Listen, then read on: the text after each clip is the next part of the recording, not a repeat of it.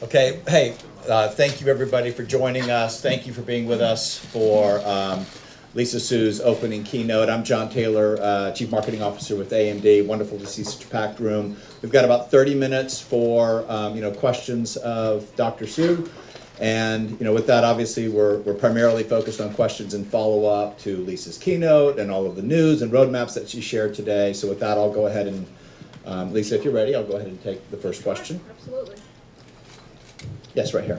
Hi, so I'm Rosemary from Relay FM, and I was just wondering, how has AI helped you personally within your role recently, and what are you using for that?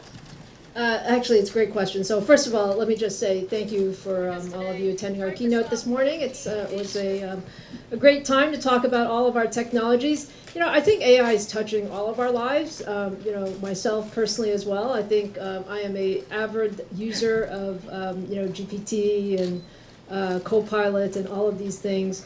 And more importantly, actually, I'm very, very focused on AI being used within AMD. So as much as we like to talk about AI for our customers, we also really prioritize AI for making our company a better company. So things like how do we build better chips? How do we build faster chips? How do we put AI through our entire development pipeline? As well as for things like marketing, sales, HR, all of those various pieces. So it is very much AI is everywhere. Thank you very much. Thank you. Yes, right here in the second row. Thank you. Thank you. I'm from Reuters. Since last year, NVIDIA has made clear to investors it plans to shorten its release cycle to annually, and now AMD has followed suit. How are you able to achieve that? Thank you. Yeah, well, I think it really is very much what we see in the market. So AI is clearly our number one priority as a company, and we have really harnessed all of the development capability within the company to do that. We've increased investments. We're going to continue to increase investments. I think this annual cadence is something that is there because the market requires newer products and newer capabilities. I'm also a believer in that the product portfolio is there so that we can address a broad set of workloads. And that doesn't mean every customer is going to use every product, but it means that every year we have the next big thing such that we always have the most competitive portfolio. So it is about more investment. It's about ensuring that both hardware, software, systems are all part of it, and we're very committed to it as our largest strategic opportunity. Thank you. Okay, our next, I think I saw this hand back here. Next. Thank you. I'm with CNN. Just wonder if you could speak to the importance of being here in Taiwan and Taiwan's role in the global supply chain and what you do, and also speak the bigger picture in the region with China, both the chip makers in China and also the military drills we just saw and how they could potentially impact things. Yeah, I mean, let me take a step back and say that the semiconductor ecosystem is a global ecosystem. So there is, when we think about product development, our product goes through every part of the globe. We do research around the world. Taiwan, in particular, is very, very important to the semiconductor ecosystem. We do a lot of our manufacturing here with key suppliers, like TSMC, like many of our back-end partners. And many of our substrate partners are here as well. And then we also have a number of partners that help us build out the ecosystem here in Taiwan, like our ODM partners, as well as a number of contract manufacturers. So I think the bottom line from our perspective is it's really important to have a global ecosystem, and Computex is a great place where everybody comes together. I think you can feel it a little bit this week.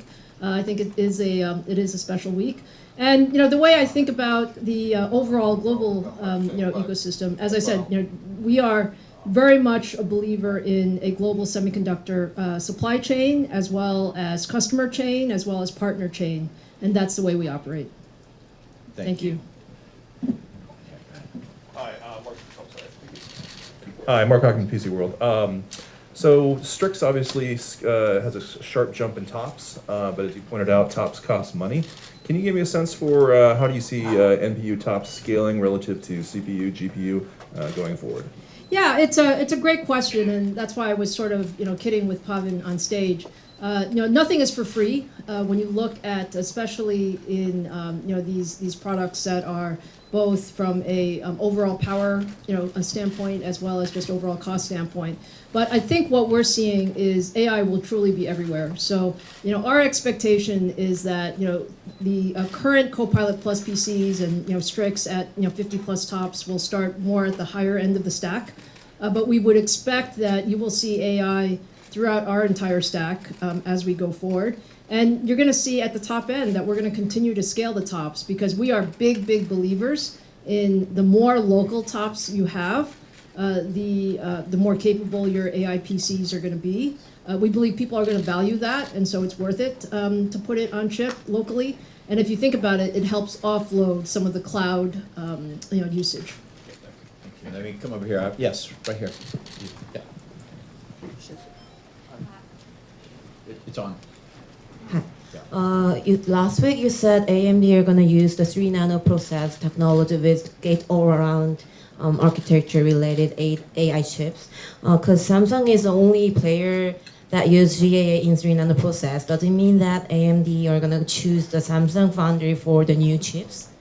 Yeah, I think you're referring to maybe a keynote that I gave in Belgium. Was I in Belgium last week? Yes, at IMEC.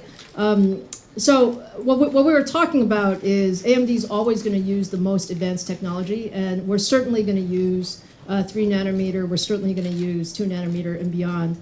We did not say specifically that we're going to use any particular vendor for 3 nanometer or gate all around. Our current partnership with TSMC is very strong. We talked about some of the products in 3 nanometer that we're doing right now. Thank you. Yeah, right here. Right.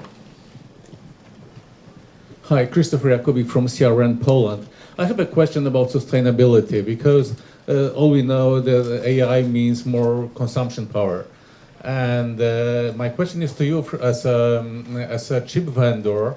From your perspective, is it possible to maybe not minimize, but at least optimize amount of power consumption by the devices which use AI-driven chips? Thank you very much. Yeah, absolutely. I mean, energy efficiency is probably as important as performance for everything that we do, and especially for AI chips going forward. So one of the things that we look at is how do we improve the energy efficiency with each generation, going forward. And we had previously said that we would actually improve the energy efficiency by 30 times from 2020 through 2025.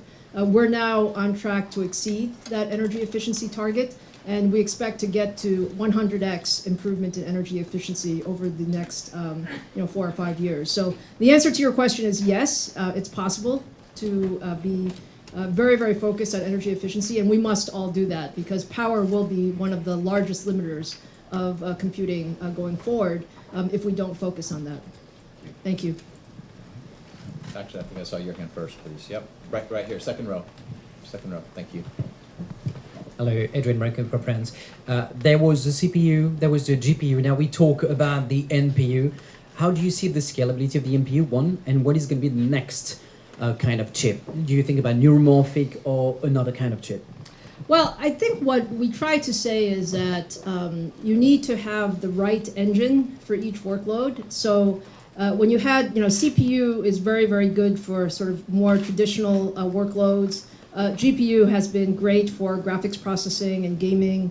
And then NPU is really there to help us for AI-specific acceleration. And I think it's very natural that we add all of these new engines. I think as we go forward, we always look at some specific types of, let's call it new acceleration technologies. I think we will see some of those going forward, and it very much is application-driven.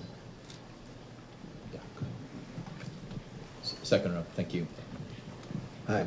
One of the big ways you upset Intel was continually moving forward with core counts on the client side. Can kind of upsetting them entirely, but you have topped out pretty much at 16 for a few generations now. Do you feel that that's sufficient for maybe the gaming enthusiast desktop PC market, or should we expect to see that increase in the future? Yeah, you're talking about gaming PCs. You know, I think what our strategy has been is we have to continually increase performance, and no question about it. I think for gaming in particular, the gaming sort of software developers have not necessarily used all of the cores from time to time. We'd like them to use more cores, you know that. So there's no physical reason we couldn't do more than 16 cores. I think the key is, and you know that we do that in some of our pro lineup, and the key is just making sure that we are going at a pace that the software guys can utilize it and do utilize it. And just a quick follow-up. With desktop PCs specifically, do you see the need for a more of an efficiency geared NPU accelerator? Do you see that being added to desktop PCs, or will that in unpower constrained environments? I think we do see the NPU having impact in desktops. I don't know, Jack, if you want to add anything to that. Yeah, we do. We added the NPU in the Phoenix, right, for desktop. We do the same thing for Strix. We're constantly evaluating it, so we absolutely see the NPU because it's also power management, even though it's plugged into the wall. So yeah, you'll see future products that will consider adding the NPU to further expand our portfolio. Okay, yes, right here. The mic's, yep, stay right here. Then I'm gonna come check on this side of the room. Varun from Phone9 from India. I mean, you surprised everybody with the time to market. Now you're saying in July your AI-based PCs will be hitting the market. So, and coming back to the tops, you showed that you are better than the competition. I mean, you're leading the chart. So your thoughts on the competition, including you showed even the rumored Luna Lake from Intel also on your slides, and also beating the Snapdragon X Elite 2. So your thoughts on how you're able to achieve that? Yeah, so our goal is always to be very competitive on all of these fronts. As it relates to AI PCs, this is really our third generation of AI PC capabilities. So the XDNA architecture is something that we have really innovated a lot on top of. And as we go forward, we're going to keep innovating. So I think third gen Ryzen AI is going to be the highest tops in the marketplace. And we do think it'll be very, very powerful to accelerate all of those AI applications. And as the question earlier said, we're going to continue to drive more tops, more capability, and also get it to mainstream price points as well. You're confirming availability by July, right? We are, yes, absolutely. You heard it from our partners today. Yeah. Yeah. Let's come up here, first row, please. Right, yes, right here. Hi, from Chips and Cheese. So you guys have been talking about Broadcom on, you didn't mention it in the keynote, but Broadcom on more consumer-focused GPUs. Yeah. What do you think about Broadcom on, say, APUs for wider device accessibility? Yeah, I think the broad comment about ROCm on AMD I think is important. So our focus with ROCm has been first on the data center GPU side, and certainly that's where a lot of the effort is. That's where the highest performance is, and a lot of the ROCm work is around performance tuning. But we want people to be able to use ROCm on all devices, and so we have started to qualify some of the ROCm on Radeon. And I think over time, we'll see ROCm on APUs as well. Good. We haven't gotten any questions from this side of the room. Yeah, why don't we come up here to this second row, please? Hi, I'm Gartner. Could you comment on how long Promontory 21, alongside the I/O die used in the Zen 4 lineup, will be supported and utilized in future chips? I'm sorry, I didn't catch the first part. The earlier part. For Promontory 21, the chipset currently used in X670 and I'm assuming X870, how long will that continue to be utilized in future desktop chipsets? I might need somebody to help Jack, me with that. you. Do you know? Here, Jack, hold on. Sorry. By the way, this is Jack Huhn. He is the Senior Vice President and General Manager of our Computing and Graphics business, which is the PC CPUs, PC GPUs, and then the semi-custom business. No, so we're working very close with ASMedia on the you said the proprietary chipset. Is that the question? So we've I think we're looking, as long as the end customer demands that chipset, we have no problem sustaining it. Thanks, Jack. Sure, right here. I'm from Australia. Are customers, big developers, big corporates willing to pay a premium for your AI infrastructure? And what are you doing to ensure, in comparison to your competitors, that they're willing to pay for your premium? Yeah, when you're talking about our AI infrastructure, are you talking about on the infrastructure, like on the data center side or on the PC side? On the data center at a cloud service provider. Yeah, I think the way to think about our value proposition in data center is that our goal is to make sure that on a performance per dollar standpoint or on a total cost of ownership standpoint, that we're offering a better value compared to the competition. That is our goal. I think again, we heard from Satya, who Microsoft has done a significant amount of work with us on MI300 and all of our data center infrastructure. And the point is, on these leading large language models, there's optimization that needs to be done. We've co-engineered and worked very closely between the AMD and Microsoft team. And today, the leading price performance for GPT workloads is with AMD. So it really is about ensuring that the total cost of ownership is better with our technology. That was part of the Satya Nadella video that Lisa showed during the event. Sure, right here. This gentleman right here. Yep. I'm curious. In the title of singularity near of Google's futurist Kurzweil, he say in 2045 the AI can transcend human being. Why AI can beat the champion of Weiqi? Let's see. You're asking why? I'm curious. Well, yeah, maybe what we should say is that, look, AI is a great technology, and it will only get better with time, but AI is also not perfect, and we need to continue to make it better in terms of the capability, the models, the training, the data, and also just how we utilize it. So I do think AI is going to be excellent at many things. There's a lot of focus right now on, do you get to general intelligence? But I think we're not quite there yet. And our goal at AMD is to make sure that we provide all of the foundational hardware, software, and systems capabilities so that the leading researchers in AI can achieve those biggest milestones. Thank you, Lisa. Thank you. Right here, third row, please.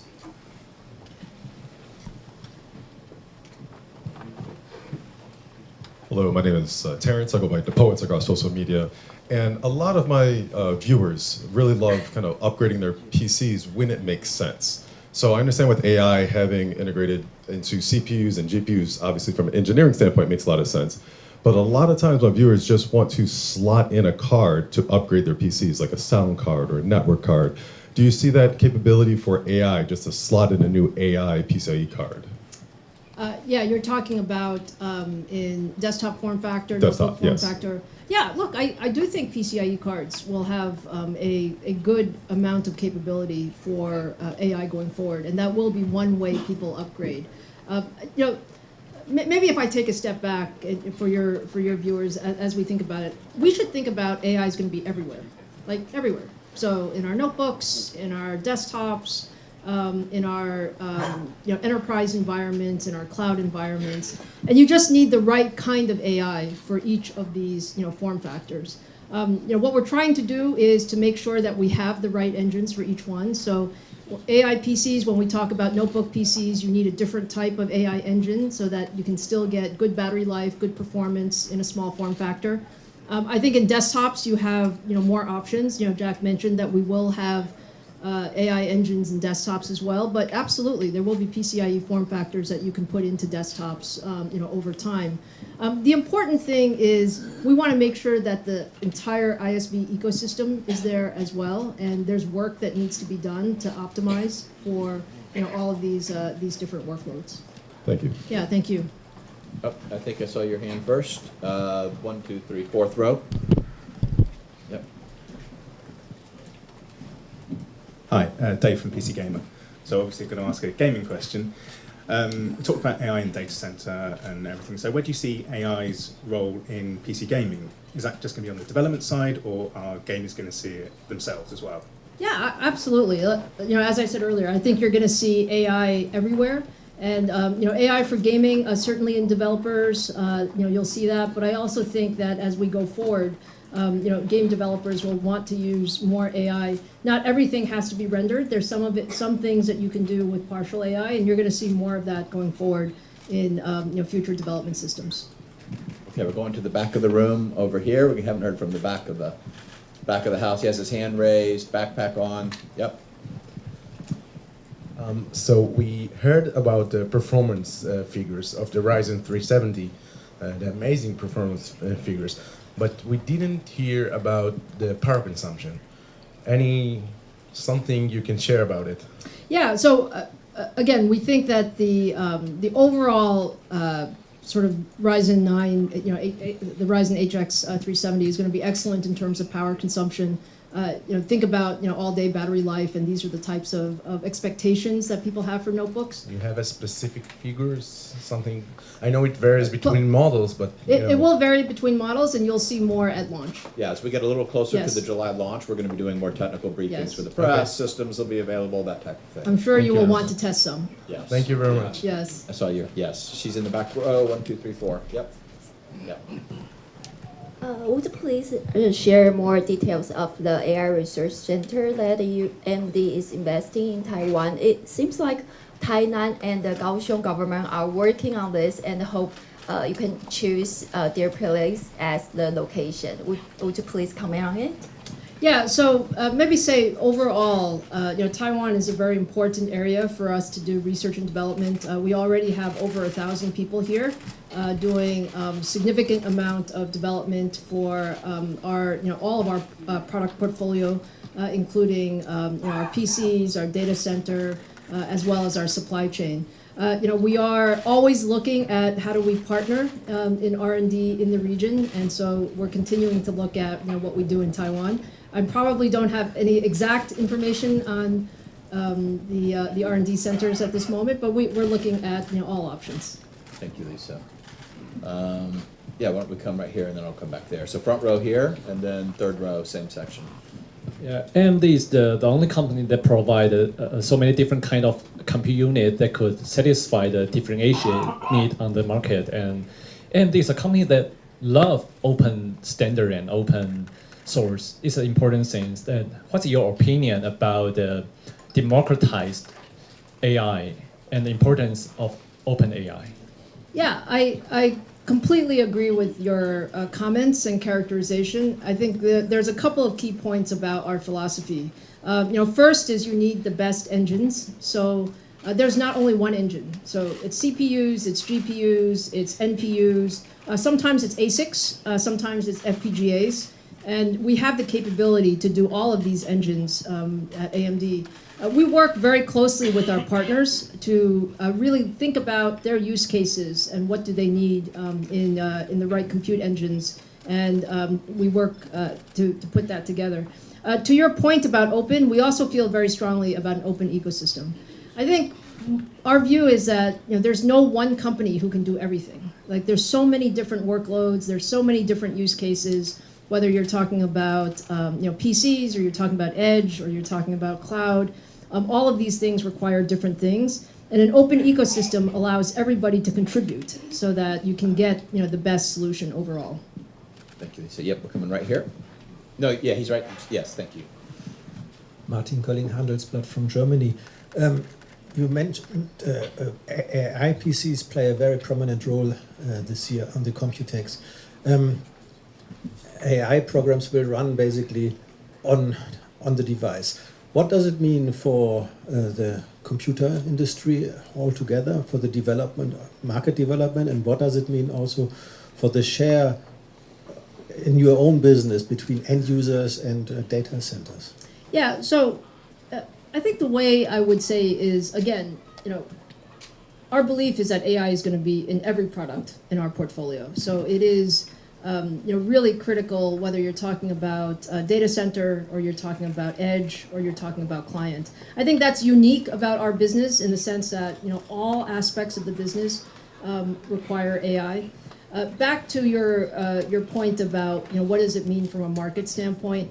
We've said previously that in the data center, we believe AI accelerators will grow to $400 billion by 2027. It's a huge market opportunity. And we see that the demand for GPUs continues to grow as you think about all of these large training and inference capabilities. That will continue to be sort of a very large focus. When you look at AI PCs, we're very excited about AI PCs because the PC form factor actually hasn't seen such significant change over the last 5+ years. This is probably the biggest change in the PC form factor in certainly in the last decade. And what the AI PC will do is, we believe, really bring sort of new capabilities to the PCs, which will allow us to see the PC market grow over the next few years. So from that standpoint, we're excited about it. We're also excited about the opportunity for PC upgrade cycle to shorten with the AI PC capabilities. And this is really just the beginning. I think this year at Computex, you're going to hear a lot about AI PCs. You're going to see a lot more as we go into the second half of this year and into 2025 as well. Okay, we have time for maybe just one or two more questions. Okay, so I'll come here. I just see your hand first, and then I'll come up here, right here. Yeah. Thank you. And I've heard that the ROCm RCM is going to build a open platform or open community. So there are many ISAs other than x86 architecture like ARM or RISC-V. So I'd like to ask about that if the AMD GPUs are working well on this other platform than x86, or is AMD going to improve the GPU performance on these platforms, or are AMD willing to do this? Thanks. Yeah, I think overall, we're very open to using our GPUs in any platforms. Right now, I would say most of the work is being done on x86, sort of CPUs plus our Instinct GPUs. I think over time, if there were customers that were interested in pairing our Instinct GPUs with ARM or other architectures, we're certainly open to that. Thank you. I think, we had a question here. Yep. I think one more after that. Hi. Good to see you. Great presentation again. I often liken where we are in AI right now to where we were in the early 2000s with GPUs. So many vendors, so many different software styles, no unified sort of software ecosystem. And then I think she can hear him, but maybe the rest of the group can't. Yeah. Okay. So I liken where we are in AI right now to where we were in the early 2000s with GPUs. Lots of players, lots of hardware, lots of different software approaches, no unified system. It took a while for DirectX to come along, and now we have Vulkan. With the fact that AI is split across CPU, GPU, NPU, FPGA, ASIC, will we get a DirectX moment in the software ecosystem? We already have things like DirectML, but nothing seems to be pushing through, and everybody's pushing their own agenda, not only you, but the competitors. Where do you see this going? Yeah, I don't think there's anyone's desire to sort of necessarily push our own agenda. I would say that, from our perspective, an open ecosystem is the best ecosystem. I think what you're seeing, Ian, is that the hardware is changing so fast because the algorithms are continuing to change so fast as well. So, if you think about it, actually up until very recently, CPUs were actually where you did the majority of AI. And now you've seen GPUs and sort of other accelerators come in. I do think over time things will settle out a little bit more in terms of sort of which engines for which workloads. But yeah, I wouldn't say it's necessarily there's too many things. I would just say there are lots of different workloads, and we're at the place where we want to put AI across every product portfolio. Every part of sort of the market will require some type of AI, and we're trying to innovate as quickly as possible, and that's perhaps the priority. Thank you. Okay, our last question here in the front row. Yep, I think you're closest. Well, yep, there we go. I have a personal question I wanted to ask. Could you share one of the most important advice you have for the women working in the teaching industry? It's important to me. Thank you. Well, I would say that it's a really exciting industry. Technology is a really exciting industry, and we need the most talented men and women, in this industry. And what I like to tell people, it's probably my most important piece of advice, is that again, men or women, young or old, engineer or not, running towards problems is my best piece of advice, because we're here at a place where there's so many interesting problems to solve. And if, as an engineer, that's what I love about it. So if we're able to really pick those problems and work on them, I think they become very good for your career and also very good for the industry. Thank you. Okay, well, we'll end on that note. Lisa, thank you so much. Thank you guys so much for being part of this. Thanks for the time. Appreciate you. Have a great COMPUTEX. Thank you. Thank you for joining us.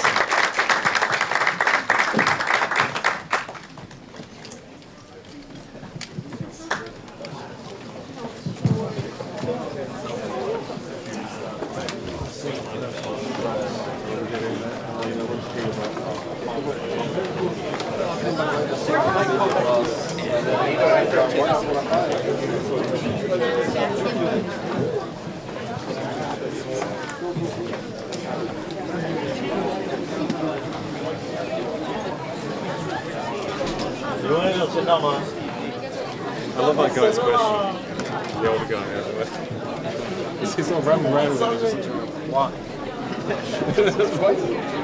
She handled it very well. He left for us. He just left for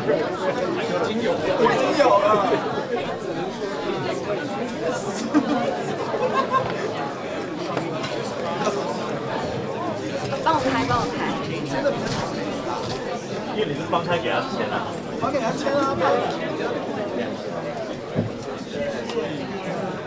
稍等我一下。好。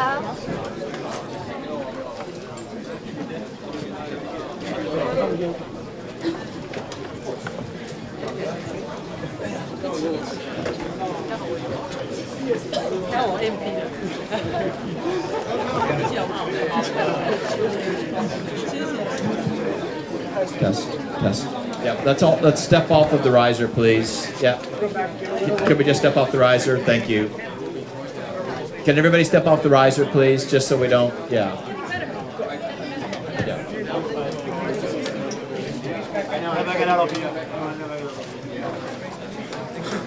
I'm trying to head this way, folks. Yeah. Let's step off the riser. Yeah. 等一下下午出来再交流。你们刚好他在我背后，我要搭配。那两天高可以吗？那两天好好好，好好好，拜。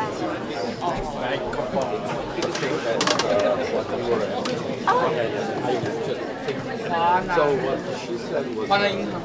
对，华南银行。Yeah, it's very important for your country. So that is my readers are because I'm not linked to your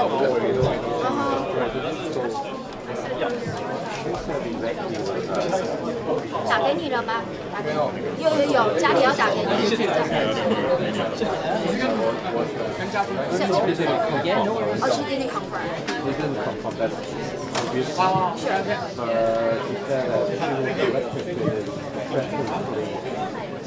Oh, okay. Yeah, so Samsung is picking up because a lot of things also after your Sorry, thank you very much. Thank you very much.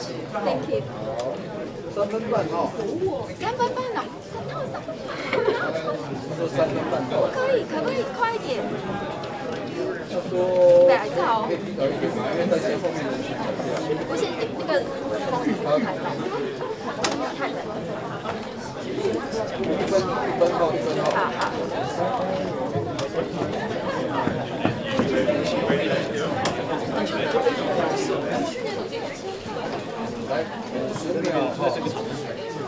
然后要开双方哦，50秒。我要拿2张。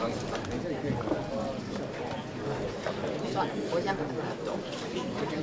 等一下，进的时候就再来看。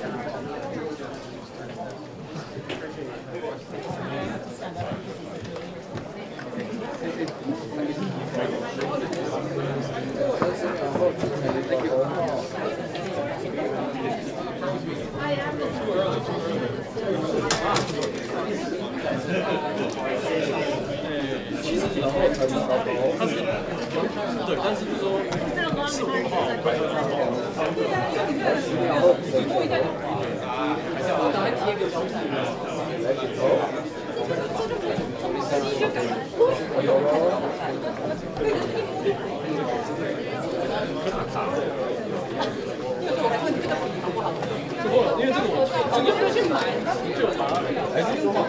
好，来关心现场的最新情况哦。超微的执行长苏志峰呢，在台北电脑展今天早上，他已经举行了这个开幕式的演讲哦。那在演讲完之后呢，苏志峰在刚才呢，他举办了一场是全球媒体的记者问答会哦。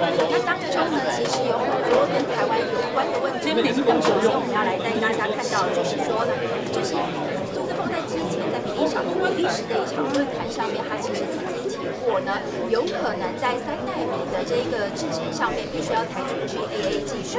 那其实呢，现在世界上呢，3奈米制程采取 GAA 技术的只有3。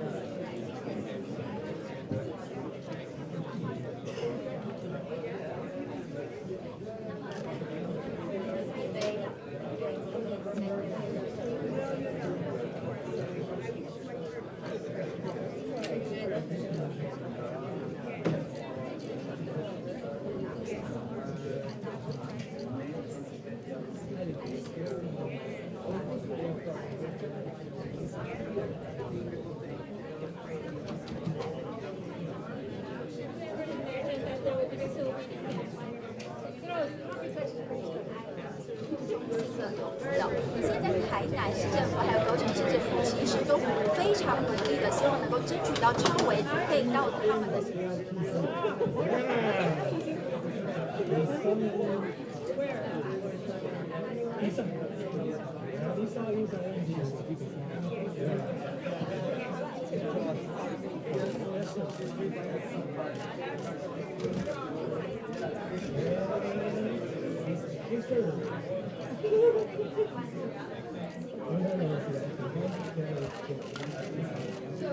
Thank you.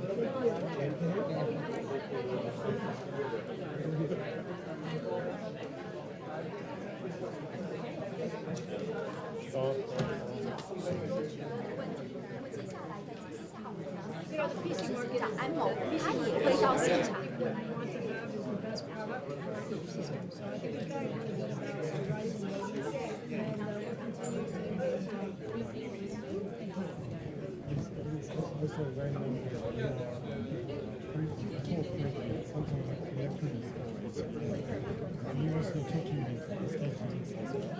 We work with all the member vendors, so we'll continue to have a multi-source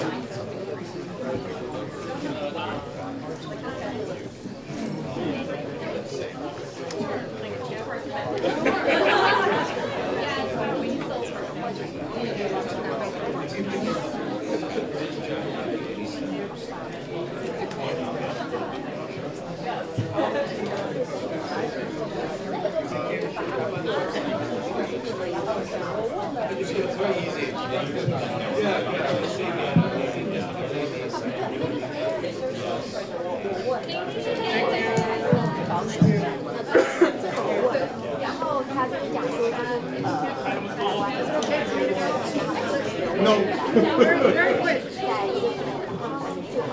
然后跟台湾进行合作，然后另外一个跟台湾有关，就是说到底这个三大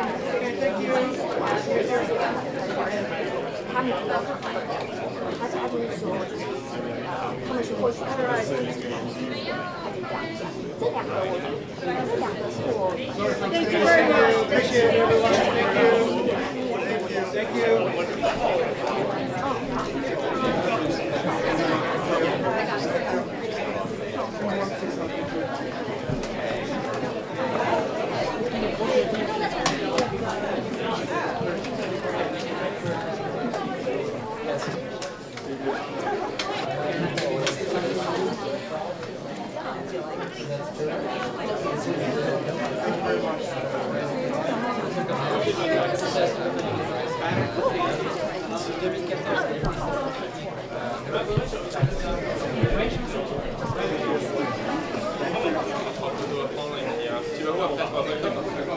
Moi, je suis invité à un truc par gigabyte, c'est les partenaires.